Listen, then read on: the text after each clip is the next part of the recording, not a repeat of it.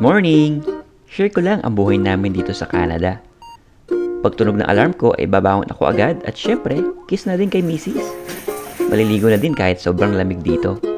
Ang buhay dito ay puno ng hamon at pakikibaka. Ang Salveo barley grass ang laging katuwang namin sa pang-araw-araw na gawain. Isang baso ng punong-puno ng betamina at sustansya.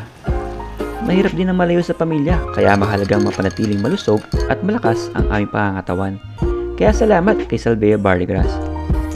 Madaling araw pa lang, bumabiyahe na ako papasok sa aking trabaho. Welder nga pala ang trabaho ko dito.